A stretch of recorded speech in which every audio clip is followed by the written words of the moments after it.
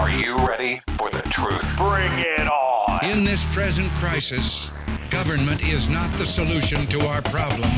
Government is the problem. Do you want the whole truth? I don't think you're ready. Governments don't control things. A government can't control the economy without controlling people. It's Crane Durham's Nothing But Truth. Welcome back, Crane Durham's Nothing But Truth. What a great report from Chad Groening. Great because David Rubin, great guy, and Chad knocking it out of the park, talking about missiles raining in from Gaza, Islamic Jihad doing this, and I love David's response. Rubin's response to it was, take back Gaza. Yeah, when you give up greenhouses and you get missiles, yeah. There's no difference between the war that we're fighting with Al-Qaeda and other terrorist groups, by the way, just not Al-Qaeda. And Israel fights daily. There's no difference. The difference is what we call it. And it's shameful that we haven't recognized that. It's not a conflict, it's a war, and Israel's being attacked. So tired of the doublespeak. Somehow do we have a conflict, a misunderstanding? We just have a misunderstanding with the terrorists, that's all. Really? Yeah, okay. Well, it's a big misunderstanding. I want to get to our guest. I mean, his time is valuable, as your time is valuable, and I want to get to him because he's extraordinary, and I get to talk to him for a limited period of time, so let's do that.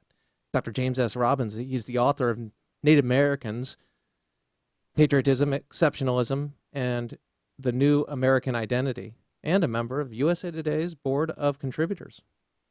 He is also a senior fellow at the National Security Affairs at the American Foreign Policy Council in Washington, D.C. His latest work happens to be in the American Spectator because everybody wants his stuff. And he is entitled, Putin is Using Obama's Talking Points. Speaking of Vladimir Putin and the invasion of the Crimean Peninsula, and now setting up the vote Sunday, Dr. James S. Robbins, what you talking about? Oh, well, how you doing, Crane? Good, buddy. How are you? I'm really good. Good. Great article, by the way. I enjoyed it. Oh, thanks. Very good. I could tell people what you're talking about, but I want you to tell us so that you can do it clearly. You're brilliant. Go. Oh, hopefully. Yeah, you taught people in the State Department. If you get them to learn, you can do anything, in my estimation. Go. Whether they learned, I don't know. I just teach, however. Given the state of things, who knows? But anyway, right. Well, the point I was trying to make in the piece was that when you listen to what the Russians are saying about why they're invading their neighbor, it sounds a lot like the kind of rhetoric that we've heard from the Obama administration about, for example, responsibility to protect, why we went into Libya. They wanted to stop people from getting killed. This is something that Putin is saying. My neighbor is destabilized, that there will be riots. We need to protect the Russian minority, things like that.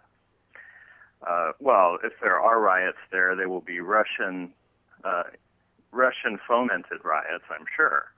Mm-hmm. But that's the rhetoric he's using. It's kind of a humanitarian gesture to go into Ukraine.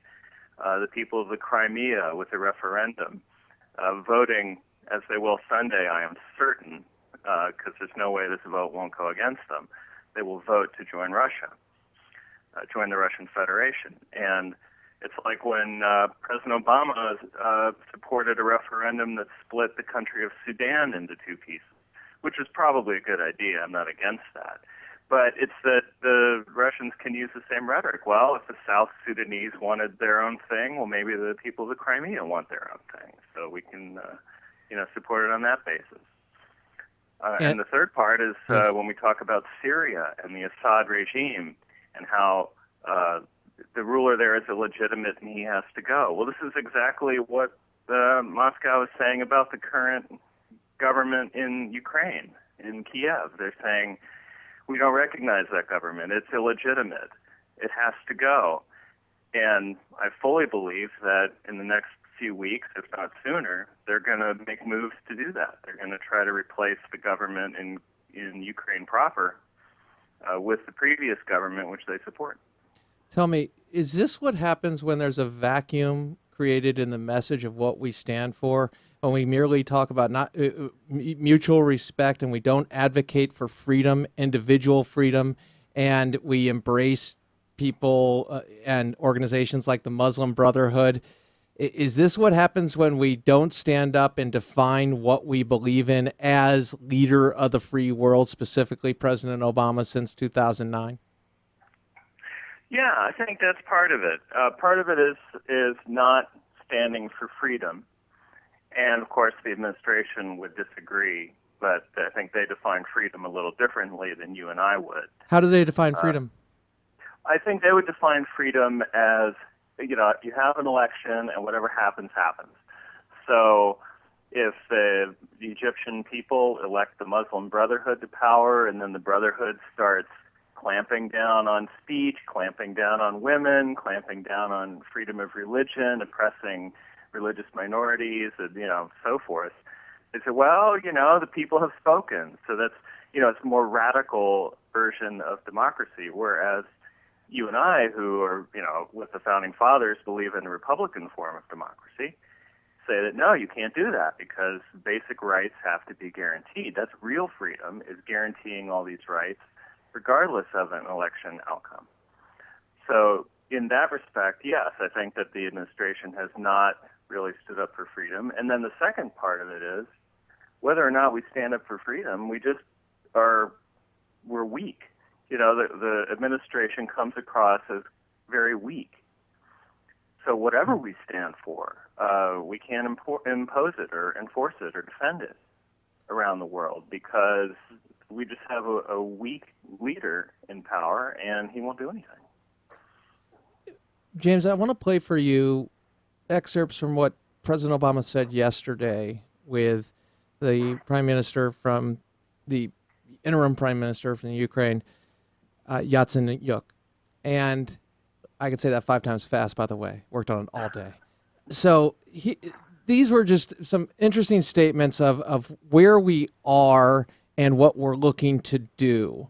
And here is the president. I believe it's cut number 9. Roll it. The issue now is not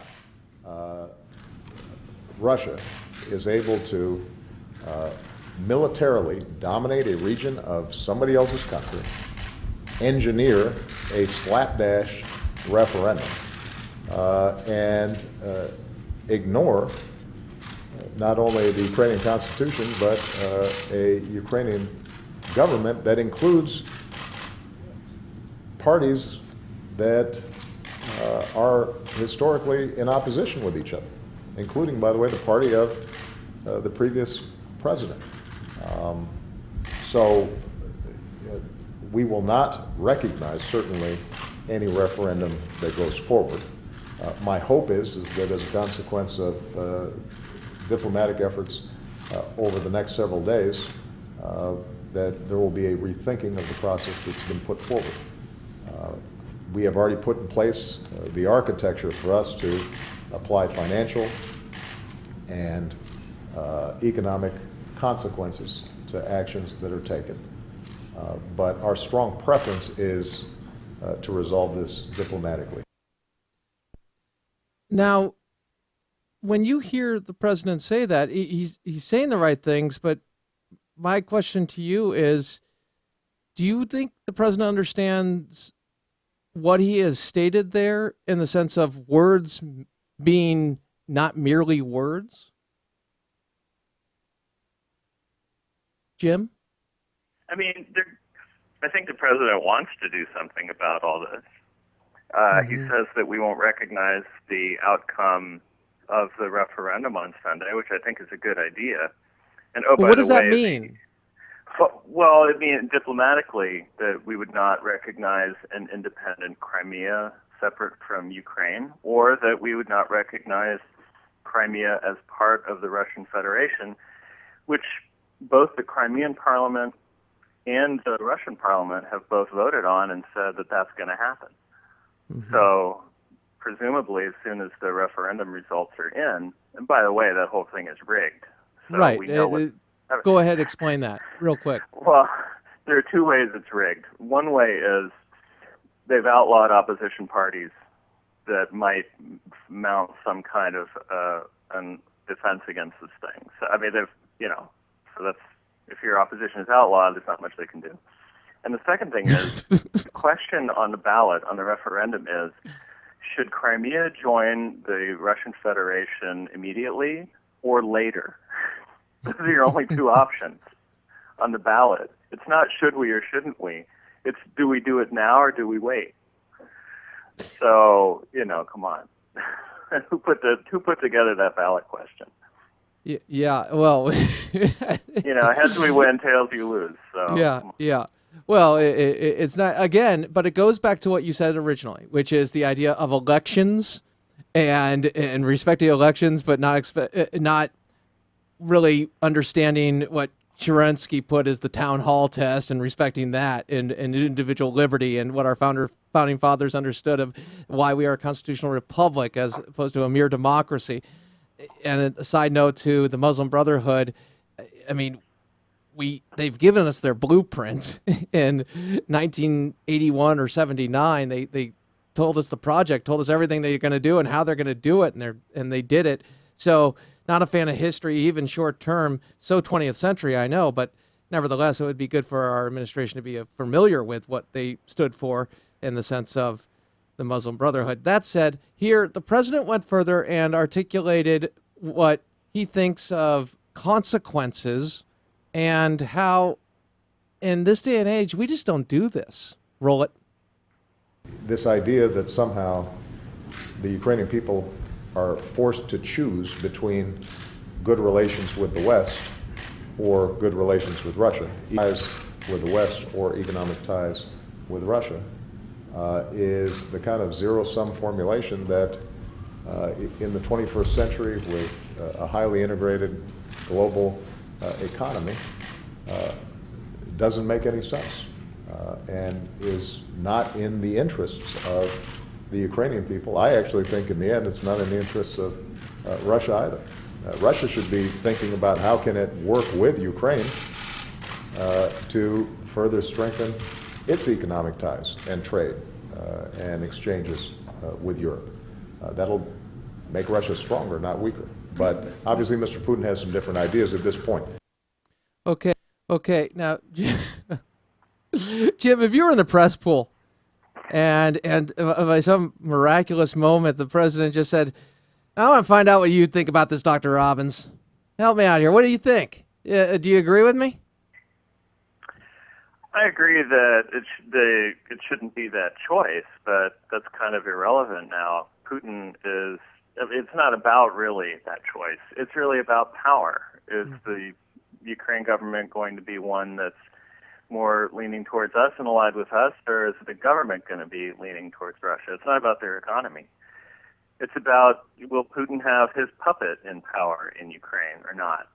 And his puppet was thrown out of power. Well, he's going to restore his puppet. That's the bottom line. That's what this is all about. And Russia has not recognized the current government. They say that every order, every law being passed by this government is illegitimate, and that the legitimate government is currently hunkered down inside Russia, and that they will do whatever that government wants them to do. And the old government has asked for Russia to intervene, and so that's what's going to happen. So the president's kind of abstract discussion about, this integrated age is really nice, but it has nothing to do with the central issue. And that issue is going to be resolved by, I don't know, can we say the Red Army anymore? I guess we can't. What do we call Putin's guys? His army. I mean, Putin's army is going to fix. They're going to fix it. It's tough because of a Confederation of Independent States. They went through this process, and from gangster government, and then the left tried to use that as an argument against capitalism. I mean, there are a lot of stuff. It's interesting how this happens, but this is what happens when, one, you don't define what you stand for as leader of the free world, and you articulate it, and you treat your allies and undermine them. Speaking of the allies, if do you agree that the only way Putin's going to stop if he believes President Obama is willing to go all the way in the sense of supporting the Ukraine? And nobody wants war. I get that, but war is truly not the ultimate enemy. The enemy is the enemy. So isn't it time to start saying, hey, START treaty, we're gone. That giveaway, it's over. Hey, Poland, history, I know it's so 20th century for me to mention this, but history, you've all gotten really messed over countless times. We want to bring back kind of a Reagan idea here, Christmas 81, and we stand with you. Missile shields back on. Czech Republic, you too. Let's do that. Is that what we need to do, Jim? Yeah, I think so. Something like that. I don't know about go all the way. I mean, if go all the way means go to nuclear war over Ukraine, I think that Putin knows we wouldn't do that. Right, no president would and he wouldn't do that either. The mutually assured destruction. My point is that he's got to believe there's got to be a heavy, heavy price at some point, doesn't he? Sure. And, I mean, the countries you mentioned are currently NATO allies, and we have an obligation to defend them. And I think that we should do that, and we should reiterate that we will do that. Again, the British did that to Hitler before World War II. It didn't stop it. So maybe that's a cautionary tale. But things like putting back the missile shield in Poland, heck yeah. The problem is that President Obama is so captive of his ideology that, missile defense is bad, that he doesn't understand how important a gesture that would be. I mean, it's the main thing the Russians wanted out of him was to pull our missile defenses back. Well, if that's the main thing they don't want, we should do it, simply to make a point that we're not going to be friends with them if they're going to go around invading their neighbors. What about recent history, though? I mean, they honored their agreements to get out of Georgia, South Ossetia. They moved out of there, didn't they? I remember in 2008, President Obama spoke to that and said, hey, they're going to get out of there. That's where we're going to send the signal and everything else. But I understand they're still there. Yeah, they didn't honor anything. Those two breakaway, quote unquote, breakaway republics, right? They're part of the sovereign state of the Republic of Georgia. And Russian troops occupied these two areas. There's about a third of that country and helped set up these bogus governments. And then, they pulled some troops out, but they still have a presence there, and those areas are still not under control of the Republic of Georgia. It's exactly the same thing that they're doing in Crimea, except they're actually going to annex Crimea. I mean, they set up this bogus thing in Crimea. They took over the parliament there. They have a hokey vote. I mean, everything the president said about that is correct. They're just engineering this. Why not just annex it? No, but they make up this referendum to make it look legitimate. They make it look like it's the will of the people. But come on, we know what it is. Yeah, one of the funnier points is you reference what they did with the Navy and how and what they should call. I can't find it at the time, but there's something of using certain language in your article, in your piece. If, with your permission, I'll post this post-show, the American Spectator piece, Jim, if that's okay, on the Facebook page. And yeah, sure. We can do that. Jim, I've giggled, not giggled, I've laughed a lot in this interview, but I don't find it amusing. I find it's like watching the theater of the absurd and having the right answer, but the president, who seemingly, I'm always told how smart liberals are. Any introduction of a liberal, you're going to find out, hey, this person's like Rachel Maddow. She gets introduced, this is the smartest person ever. Really, okay, probably IQ-wise, probably very bright. Sure, okay. They don't seem to understand just common sense and what's before them so often. And so President Obama, I'm looking at this like, how can he not get this? How can he be so ideologically blinded? But that's what it is. And there are those who say, Crane, you are criticizing a sitting American president at a time where our national security is in jeopardy, and you have the audacity to undermine him by calling him weak every night. And I would say I do it more. Yeah, I do it a lot every night. Yeah, I say his policies are weak. But, Jim, if this were a Republican president, a conservative president, is this do you think this is unpatriotic? I don't, but do you? No, it's not unpatriotic. That notion that foreign policy or that partisanship ends at the water's edge It's really not true.